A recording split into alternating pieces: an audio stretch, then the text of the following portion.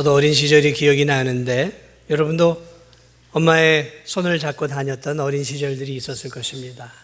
그리고 학창시절, 청년의 시기를 거쳐 장년, 벌써 이렇게 이제 머리가 하얗게 되어서 노년, 천국을 바라보는 성도들도 우리 교회는 적지 않게 많이 있습니다. 참 빨리 지나가요. 제가 이 교회 올 때는 40대 중반이었는데 벌써 저도 50을 넘어갔습니다. 벌써 50이 넘어갔나. 옛날 우리 아버지가 50일 때가 정말 나이가 많이 먹은 것처럼 제가 느껴졌었는데, 그렇게 아버지를 봤는데 어느덧 그 아버지의 나이를 제가 이렇게 먹어버린 것이죠. 금방금방 시간이 지나가요. 특별히 성경을 좀 빨리 읽다 보면은 성경은 한 사람의 이 위대한 성도들의 역사를 쭉쭉 이렇게 보여주거든요. 오늘 이 여호수아, 여러분과 함께 많은 시간들을 나누었던 이 여호수아의 일대기가 있는 이 여호수아를 보면 그 전에 이제 뭐 민수기라든지 이런 데서도 여호수아가 나와요. 여호수아가 오늘 본문에는 이제 죽음을 앞둔 이제 노인으로 나와요. 그러니까 그가 110세에 이 세상을 떠났으니까 아마 지금의 이 나이는 거의 뭐 그 나이 때 비슷하지 않는가, 그렇게 생각이 되어집니다. 본문에도 나이 많아 늙었다라고 여호수아를 표현하고 있어요. 그리고 오늘 내용은 그의 마지막 유언과 같은 그런 이제 설교의 내용이죠. 이 여호수아는 참 우리에게는 친숙한 인물이죠. 민수기에 보면 그는 젊은 시절 모세의 시종으로 살아요. 그래서 불철주야 모세 옆에 있고 회막에서 모세를 돕고 기도하는 기도의 사람이었고, 아말렉과의 전투에서는 장군으로서 이렇게 앞서 나가며 모세는 기도하고 여호수아는 칼을 들고 아말렉을 무찔렀던 그런 용맹스러운 장군이기도 하였고, 또 이스라엘의 그 모세 시종이기도 했어요. 그런 젊은 시절을 거쳤던 여호수아가 요단강을 건너기 전에 이제 모세의 바톤을 이어받아 이스라엘의 지도자가 되어서 요단강을 건너고 여리고와 아이와 그리고 중부지방, 남부, 북부지방을 거쳐 점령하는 그러한 그 이스라엘의 정복사와 정착기에 있어서는 이스라엘의 지도자로서의 그 탁월한 역량을 보여주는 아주 원숙한 그러한 여호수아의 모습을 볼 수 있어요. 그런데 그 여호수아가 이제 또 수십 년의 가나안 정복과 정착의 세월이 흘러 이제는 죽음을 앞두고 있는 단계에 있단 말이죠. 거의 110세에 가까운 나이가 되어버렸어요.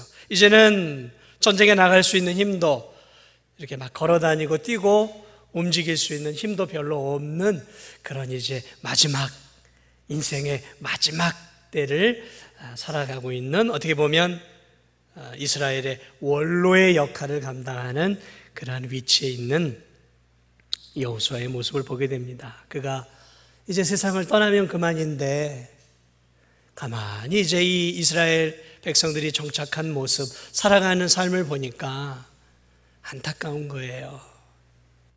아무래도 영적인 눈이 밝은 여호수아 아니겠습니까? 지도자 아니겠습니까? 그러니까 이들의 삶과 이들의 앞길이 이렇게 보이기 시작했단 말이죠. 그래, 편히 죽을 수가 없는 거예요. 그래서 죽기 전에라도 내가 이들에게 좀 당부를 좀 해야 되겠다. 그래서 오늘 이 23장의 내용은 이스라엘의 지도자들을 불러 모아요. 백성이 아니라 지도자들. 그래서 오늘 이 본문을 보면 1절을 보면 지도자들을 불러 모아요. 그래서 이스라엘의 장로들과 수령, 재판장들과 관리들을 싹 모아 이제 그들에게 유언적인 설교를 하고 있는 내용이에요. 지도자들을 불러 모은 이유가 무엇이겠습니까? 아무래도 한 나라를 이끌어가는 데 있어서 중요한 것은 지도자들 아니겠습니까? 그들이 바르게 서야 밑에 있는 백성들이 편안하고 그들 또한 바르게 설 수 있단 말이죠. 그래서 이 지도자들을 불러놓고 오늘 설교한 내용이 오늘 읽은 이 23장의 내용이에요. 왜 그가 편안하게 그저 이제 세상을 마지막 보내지 않고 또 힘을 내어서 이렇게 설교를 했을까? 전체적인 이 본문을 보면 이스라엘의 미래가 암담한 것을 여호수아가 영적으로 느꼈던 것 같아요.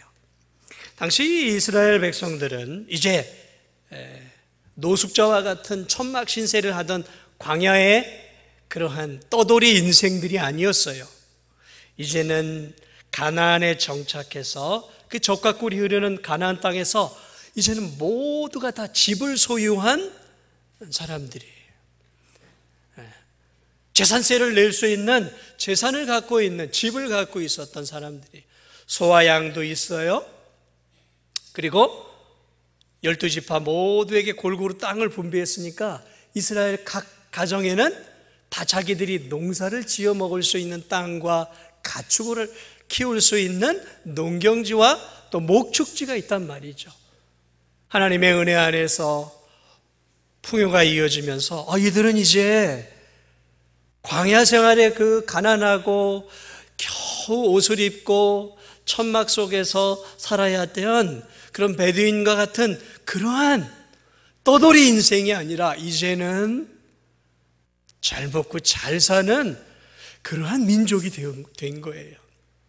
풍요가 찾아온 거예요. 그리고 그들 중에는 가나안 사람들을 잡아다가 노예로 부리는 그러한 여유 있는 상류 계급층도 나오기 시작하면서 여호수아의 눈에 볼 때 이제 이 이스라엘 백성은 아쉬운 게 없는 부유한, 그러니까 한 GNP가 한 3만에서 한 5만 달러 정도 되는 그러한 수준의 여유 있는 삶을 사는 복된 민족이 되었다는 것이죠. 지금도 우리나라는 집 없는 사람이 많잖아요. 집값 때문에 얼마나 어려워요. 계속 전세도 폭등하죠. 아파트가 폭등하니까 저 수도권에서 지금 난리가 났어요. 난리가 났어요. 젊은이들이 이제 집 한 채 얻는 게 하늘의 별 따기가 돼버렸어요. 하늘의 별 따기가. 그런데 이스라엘은 모두가 집이 있었단 말이죠. 풍요로운 삶이 펼쳐진 거예요. 그러면서 이들의 삶 속에 이제 영적 긴장감들이 떨어지기 시작한 거예요. 안주하기 시작합니다. 가나안 안에서 이제 먹고 마시고 포도를 따먹고 무화과를 따먹고 양을 잡고 소를 먹으면서 풍요로운 삶을 살면서 점점 이 가나안에 정착한 이스라엘 백성들의 영적인 삶이 느슨해지기 시작합니다. 그리고 그 가나안 땅 안에 아직도 곳곳에 조금씩 이렇게 가나안족들이 있는데 이들과 서서히 교류를 하고 무역을 하는 그러한 흔적들이 이제 여호수아의 눈에 들려오기 시작한 거예요. 싹 멸해야 되는데 다 멸하지 못했단 말이죠. 그래서 지금 같이 공존하며 살아가는 그러한 상황 속에서 가만히 보니까 이 이스라엘 백성들의 모습이 점점 더 풍요를 따라가면서 하나님 사랑보다는 자기 사랑, 주님 사랑보다는 물질 사랑, 점점 나 중심의 이기적인 신앙인으로 세상의 단맛을 너무 알아버린 그러한 영적으로 변질되어 가는 자신들의 백성들의 모습을 바라보면서 이제는 아무것도 할 수가 없는, 그래서 자신이 이 세상을 떠나기 전에 먼저 지도자들에게 좀 마지막 당부를 해야 되겠다, 그런 마음으로 오늘 이 지도자들을 싹 불러 모읍니다.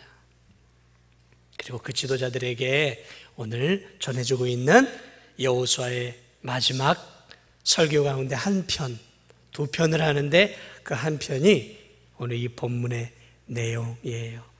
여기서 세 가지를 지도자들에게 요구합니다. 이런 이야기예요. 사랑하는 나의 자녀들아, 우리가 하나님의 은혜로 이렇게 가나안 땅에 들어와 하나님의 은혜로 이 땅을 정복하고 이렇게 하나님의 은혜 안에서 우리가 배부르게 먹고 병따시게 살고 있지 않느냐. 아이, 다들 집도 있고 농경지도 있고 양과 소도 있고 시시사철 하나님 주시는 아름다운 그런 과실수를 먹으며 얼마나 우리가 지금 복되게 살아가고 있느냐. 그리고 하나님이 앞으로도 이제 모든 이 가나안 안에 있는 족속들을 몰아내 주실 거야. 그런데 조건이 있다. 적어도 이 세 가지를 너희들이 내가 떠난 이후에도 이 세 가지를 잘 지켜야 한다. 이거 놓치면, 하나님의 백성으로서 이 세 가지를 놓치면 우리 이스라엘 백성들은 끝나는 것이다, 망하는 것이다 라는 거예요. 망하는 걸 내다보고 있어요. 망하는 것을. 이 세 가지를 놓치면 우리가 하나님의 백성이지만 이 땅에서 우리가 토해져서 이 땅에서 쫓겨나게 될 것이다. 가나안 족속이 우상과 성적 타락으로 말미암아 우리를 통해 쫓겨났듯이 우리도 이 땅에서 하나님 말씀대로 살지 않으면 이 땅이 우리를 토해낼 것이다. 이게 결국은 나중에 이루어져요. 그 세 가지가 무엇이냐면, 첫째로는 우리 6절을 한번 보겠습니다. 6절에 나와 있는 게 첫 번째 내용이에요. 우리 6절 한번 함께 읽겠습니다. 시작.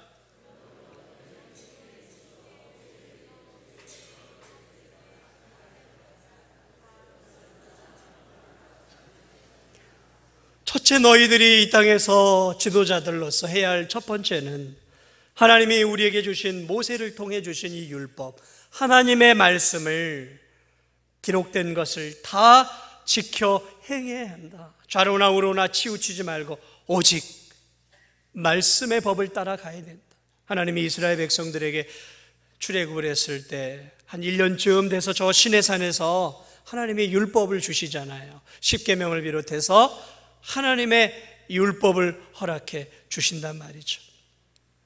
그 율법은 이제 새롭게 탄생하는 이스라엘 백성들에게 주시는 하나님의 헌법이었어요. 민법이었어요. 상법이었어요. 도덕법이었어요. 윤리법이었단 말이죠. 모든 이스라엘 백성들, 하나님 백성들이 어떻게 살아야 될지에 대한 총체적인 법이었단 말이죠. 그러니까 이 법은 하나님이 그들에게 직접 주신 거란 말이에요. 인간이 만든 게 아니에요. 우리나라 헌법은 우리가 만들었단 말이에요. 그러나 이스라엘 백성들이 만든 법이 없어요. 이스라엘 백성들은 하나님이 주신 거예요. 하나님이. 그러니 얼마나 그 법이 고상하고 탁월한 법이겠습니까? 하나님의 법을 지키고 좌로나 우로나 그것에 치우치지 말고 그 말씀대로, 말씀이 가는 데까지 가고, 말씀이 설하는 데서 서고, 말씀이 하라고 하는 것은 하고, 말씀이 하지 말라고 하는 것은 하지 말면서 너희들이 이 말씀을 붙잡고 이스라엘 백성들을 하나님의 말씀으로, 이 법으로 이스라엘 백성들을 율법으로 잘 지도하면 하나님이 대대손손 이 이스라엘 백성을 더 높여주실 것이다. 그러니 이 말씀을 붙잡고 살아라 라고 오늘 강조하고 있어요. 그런데 오늘 이 말씀을 보니까 이 말씀은 어디서 많이 본 말씀이에요. 어디서 봤냐면 여호수아 1장으로 가면 지도자 여호수아가 모세의 뒤를 이어서 지도자가 되었을 때 두려워서 벌벌벌 떨었어요. 내가 어떻게 모세의 뒤를 이어 이제 지도자가 돼요? 저 가나안 백성들과 싸울 수 있을까? 겁이 났어요. 두려웠어요. 두려웠겠죠. 모세의 시종으로 2인자의 역할만 했는데 얼마나 두려웠어요. 그런데 이 말씀을 하나님이 주셨어요. 여호수아 1장을 보면 이 말씀을, 강하고 담대하라, 두려워하지 말라 하면서 너는 이 진리의 말씀, 여호와의 율법의 말씀을 지키고 그대로 행하고 좌로나 우로나 치우치지 말고 말씀대로 살아가라. 그래서 여호수아는 지도자가 된 이후로 하나님의 말씀은 하나도 놓치지 않았어요. 그는 하나님의 말씀을 있는 그대로 순종했어요. 그 순종한 결과 그들은 가나안 정복사를 통해서 놀라운 정복의 역사를 통해 하나안 땅을 점령하고 하나님의 은혜와 복을 풍성하게 누렸단 말이에요. 여호수아는 자신의 인생을 마무리하면서 알았어요. 하나님의 말씀대로 순종하며 살아갈 때 어떤 은혜와 복이 우리에게 주어지는지를 그는 자신의 삶을 통해 너무너무 철저하게 깨달았어요. 그래서 그는 인생을 마무리하며 이스라엘 백성들에게 너희들 지도자로 살아가면서 너희들의 유익을 위해 또 잔꾀 부리지 말고 하나님의 말씀, 그 하나님의 말씀이 어렵든 힘든 것이든 그 말씀대로 살아가고 그 말씀대로 그것을 법으로 삼아 이스라엘의 장로와 지도자들과 그리고 법관들과 그리고 관리들은 말씀의 법 안에서 이스라엘 백성들을 잘 지도해 나오. 그렇게 그가 마지막 첫 번째 유언을 그렇게 이스라엘 백성들에게 주고 있는 것들을 보게 되어집니다. 그러면서 이 말씀대로 살지 못하면 너희들의 후손들은 결국 하나님이 주시는 이 젖과 꿀이 흐르는 땅에서 쫓겨나게 될 것이다. 그 이야기까지 해요. 그렇습니다. 사랑하는 여러분,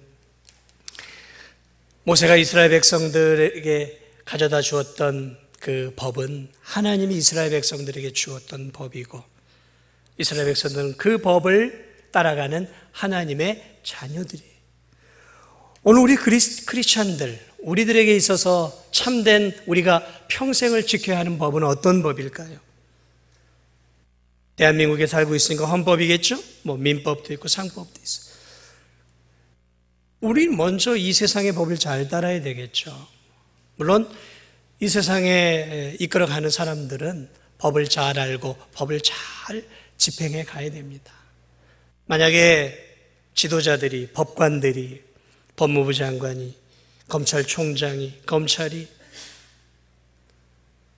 법을 무시하고 법을 자기 마음대로 해석을 해서 이 나라를 이끌어 간다고 하면 여러분, 이 나라가 어떻게 되겠습니까?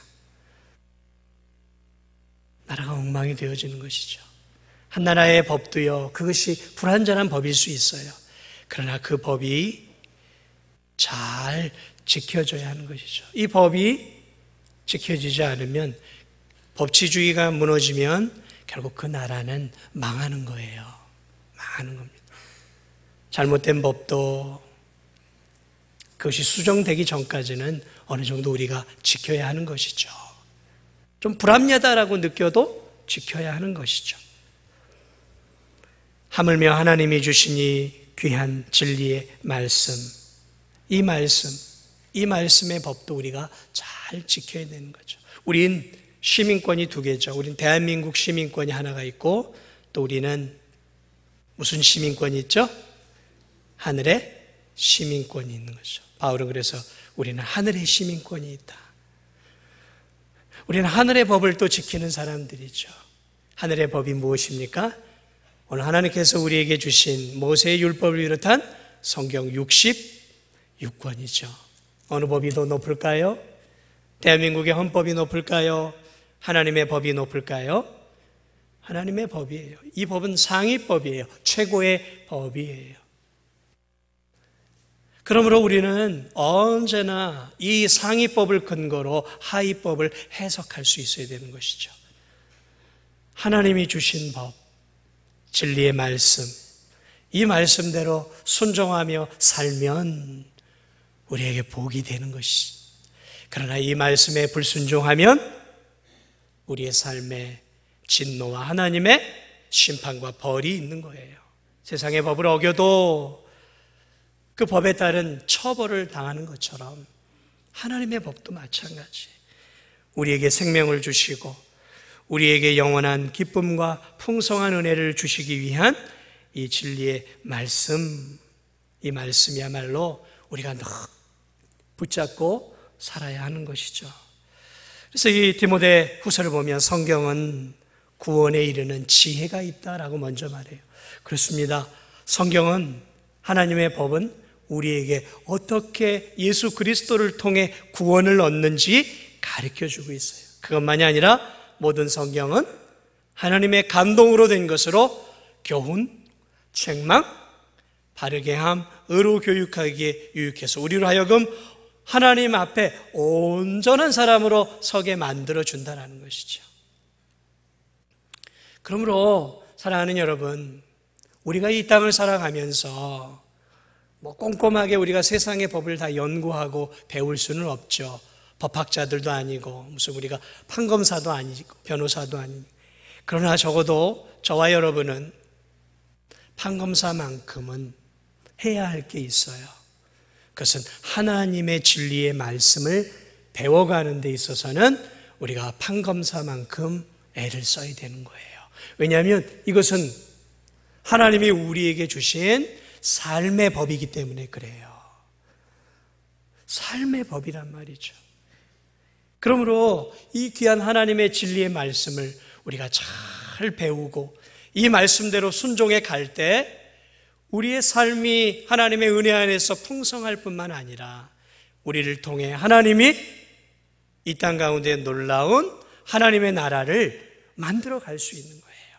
사랑하는 여러분, 시편 기자의 고백처럼 주의 말씀은 내 발의 등이요 내 길의 빛이니이다 하는 마음으로 날마다 하나님이 주신 하늘의 법, 하늘의 시민법인 하나님의 말씀을 날마다 읽고 그 말씀을 내 인생의 중심으로 여기고 좌로나 우로나 치우치지 말고 그 말씀 그대로 말씀이 말하는 대로 순종하고 말씀이 하지 말라고 하면 하지 말며 남은 생에도 하나님 말씀을 따라 믿음의 길을 걸어가는 우리 성도들이 다 되시기를 주님의 이름으로 축복을 드립니다.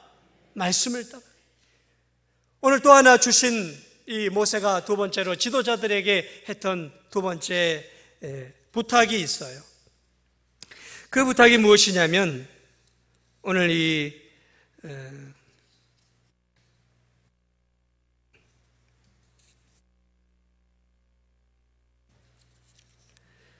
몇 절입니까? 3절 한번 보겠습니다. 3절을 보면 해야 할 또 하나의 것들을 가르쳐 주고 있습니다.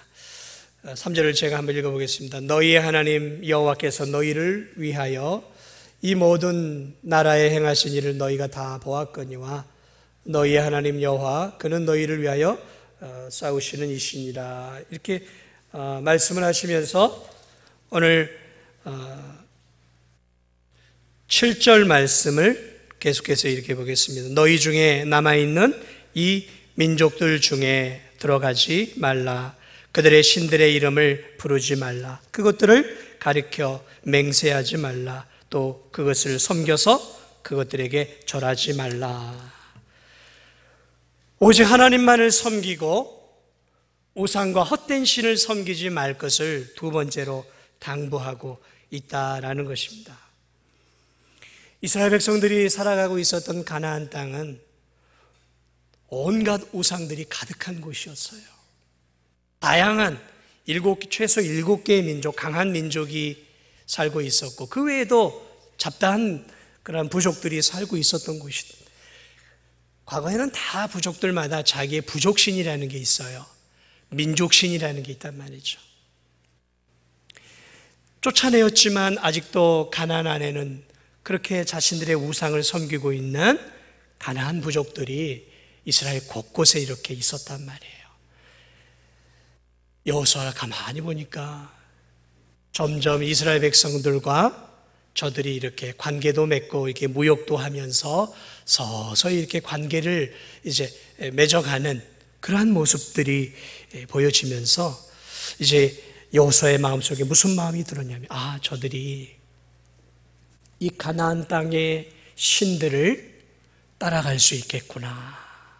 그러한 두려움들이 이스라엘 백성들을 바라보며 여호수아의 마음속에 들어왔던 거예요. 왜냐하면 가나안 땅의 신들은 다양한 잡신들이 있었지만 크게 두 신이 존재하고 있었어요.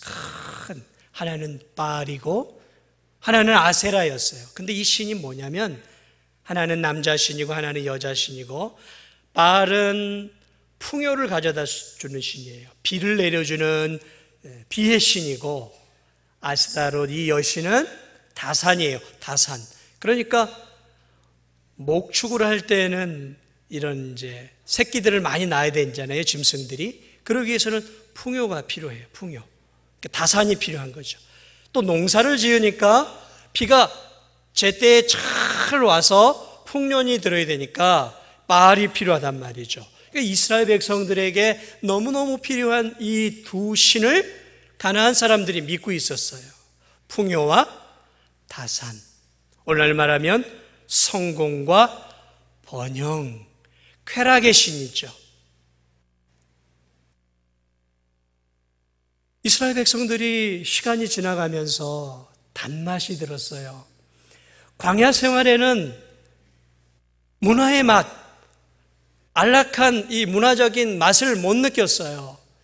칩도 없고 뭐 그냥 텐트에서 살고 어려워. 그런데 가나안 땅에 들어와 보니까 이 문화라는 게 있네요. 안락함이 있네요. 이제 배가 불러요. 등도 따서요. 그러니까 이제 사람들의 관심이 뭘로 기울어지기 시작하냐면 평안한 삶, 편안한 삶, 내 육체의 쾌락과 즐거움을 추구하는 삶, 좀 더 많은 돈을 벌어야 되겠다라는 쪽으로 가기 시작하는 거죠. 가난할 때는 잘 몰랐는데 이제 돈을 만지기 시작하고 물질의 맛을 느끼기 시작하니까, 아, 물질이 더 많으면 더 내 육체가 편안하고 행복한 삶을 살 수 있겠구나. 그러면서 점점 더 물질을 추구하는 쪽으로 이스라엘 백성들이 가면서 변질되기 시작한 거죠. 변질되기. 그래서 풍요와 성공과 출세를 주는 이 바알과 아스다롯이라고 하는 이 신도 우리에게 필요하겠구나. 전쟁의 신 여호와, 능력의 하나님도 우리에게 필요하지만 풍요와 쾌락과 즐거움을 가져다주는 이 가나안 땅의 신도 우리에게 필요하구나. 그래서 그들이 서서히 하고 있었던 게 뭐냐면 두 신을 다 잡는 거예요. 하나님도 필요하고 바알과 아스다롯도 필요하고, 그래서 이 두 신을 같이 모시기 시작하는 거예요. 그러면서 이스라엘 백성들 안에 혼합주의, 지금으로 말하면 종교 다원화가 일어나기 시작한 거예요. 아, 이 신도 필요해, 요 신도 필요해. 종교 다원주의가 이 안에 있는 거예요. 도마리 토끼를 다 추구했어요. 우리는 하늘의 복도 필요하고 이 땅의 물질도 필요하고 또 즐기며 살아야지. 이 세상에 얼마나 즐길 게 많아. 먹을 게 얼마나 많고 갈 곳이 얼마나 많고 볼 곳이 얼마나 많아. 그러려면 돈이 필요하잖아요.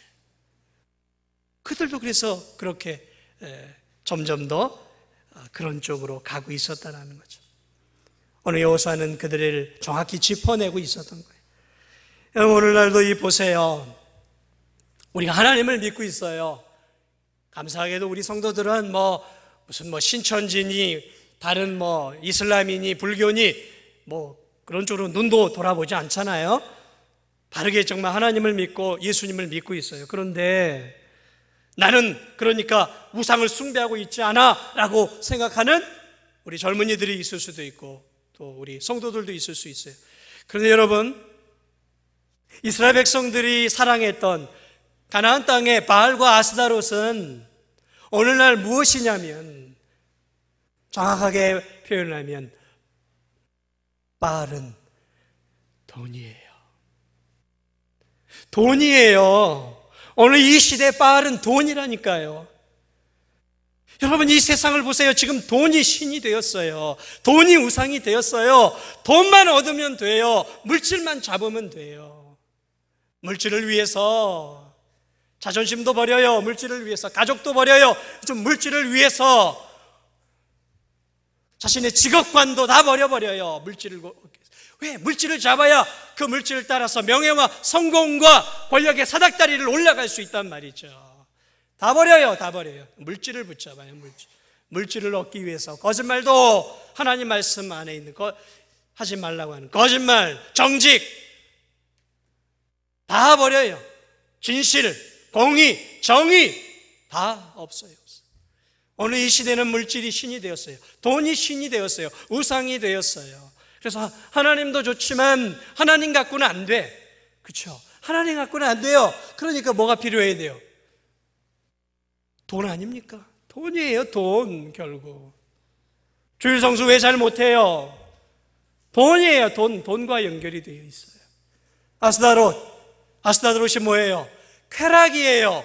즐거움이에요. 세상 즐거움이에요. 세상 즐거움. 오늘 이 시대 우상은, 우리에게 우상은 크게 두 가지예요. 하나는 쾌락, 세상 즐거움. 하나는 물질, 돈이에요. 그리고 이것은 서로 연결되어 있어요. 바알과 아스타롯 연결이 되어 있어요. 성적 일탈, 쾌락.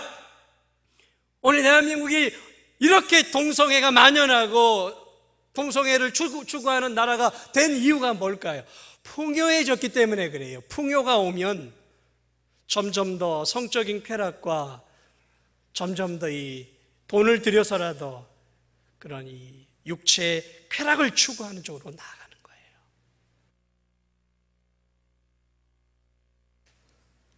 먹고 마시고 즐기는 문화, 얼마나 즐기는 문화.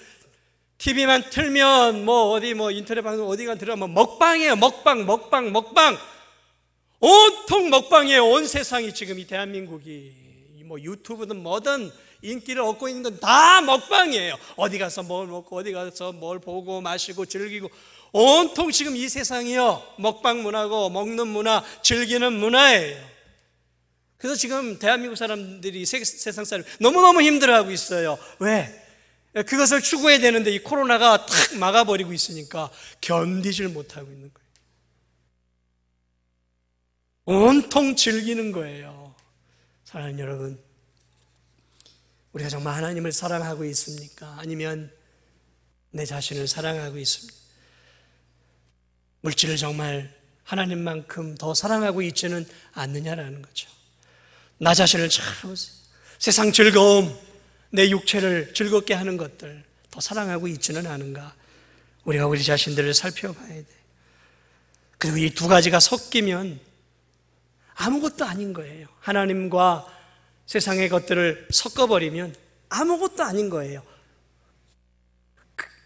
그 안에서 나오는 것은 무슨 이방 문화밖에 나오는 것이 없는 것이죠.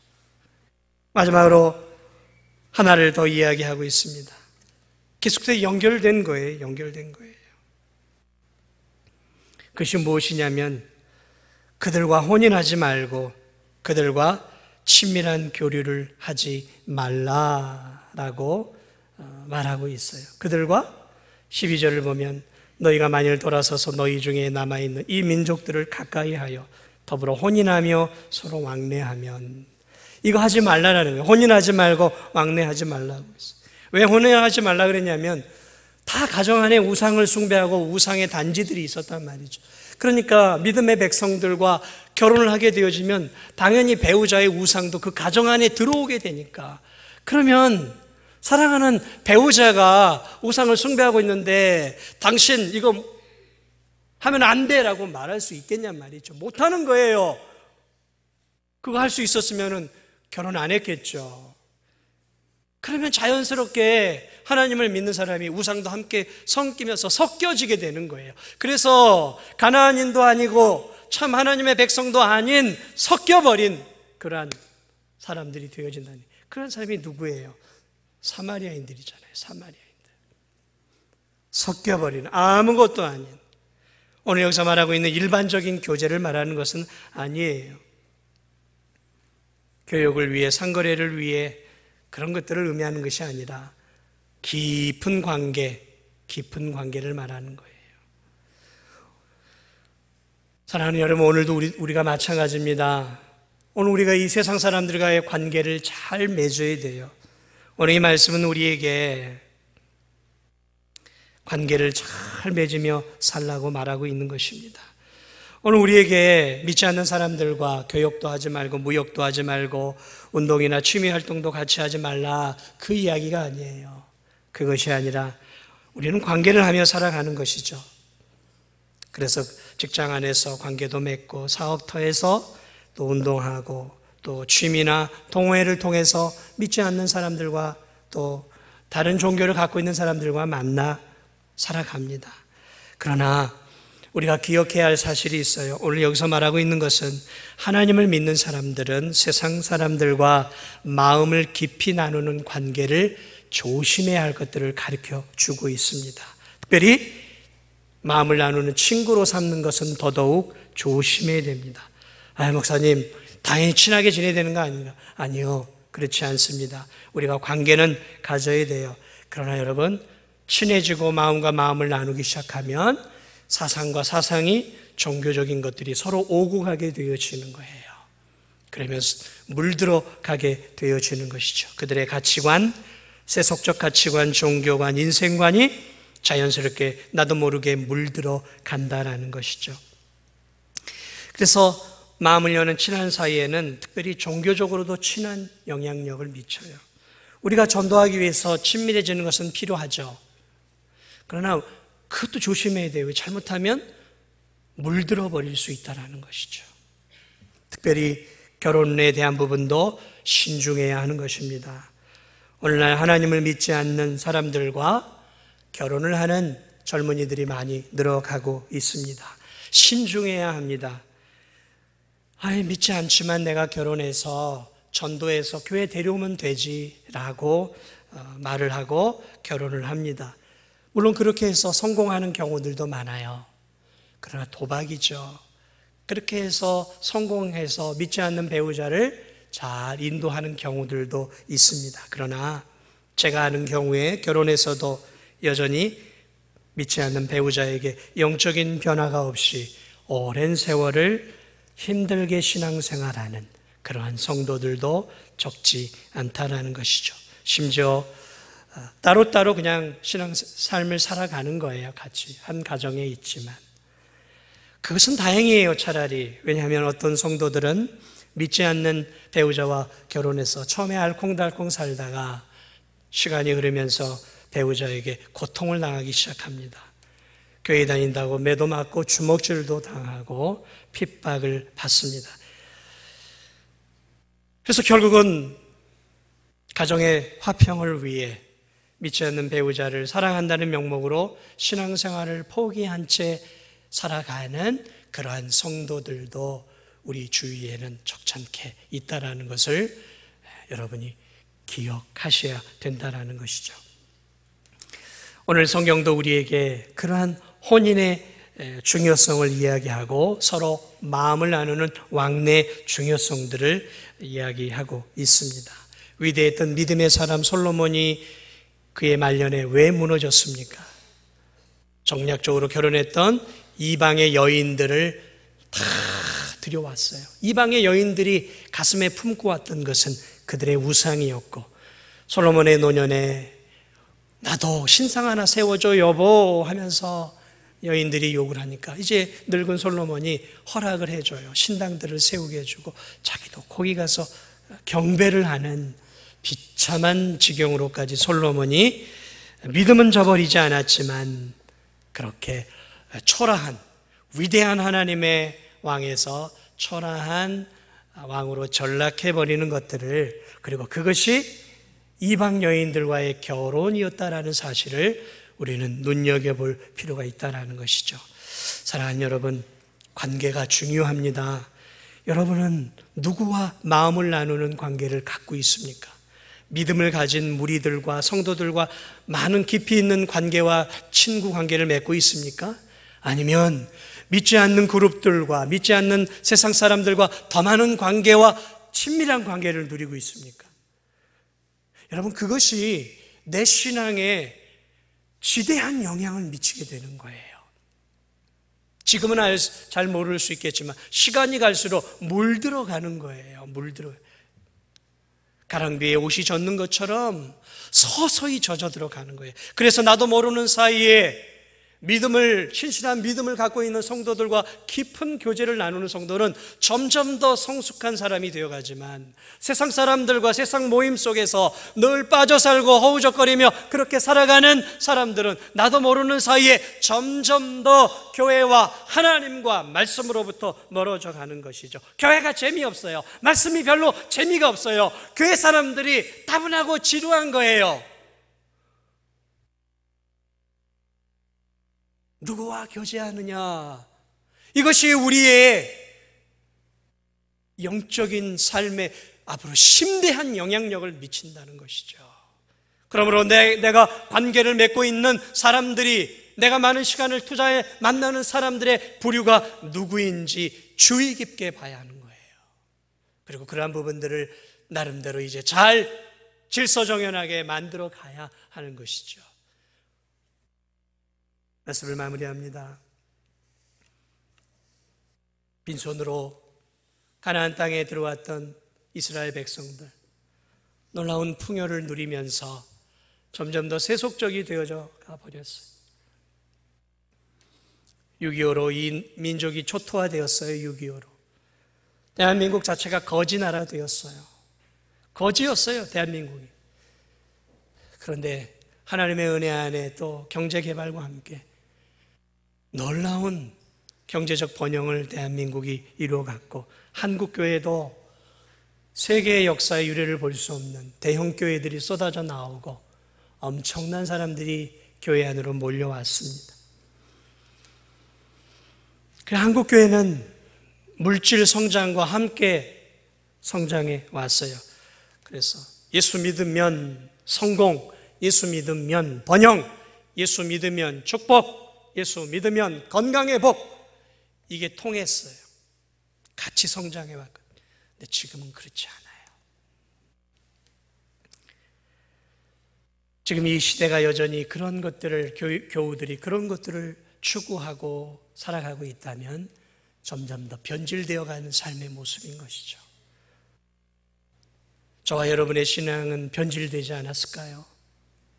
예전에 그 순수했던 신앙, 주님 한 분이면 됩니다라는 신앙, 죽어도 나는 주님만을 붙잡고 말씀만을 붙잡고 살겠습니다, 그러며 좌우 돌아보지 않고 교회 사랑, 하나님 사랑, 성도 사랑하며 달려왔던 우리의 믿음이 이제는 세상에 눈을 기울이며 세상의 즐거움도 함께 취하며 안주하고 변질되어져 가는 그러한 우리의 모습은 아닌가.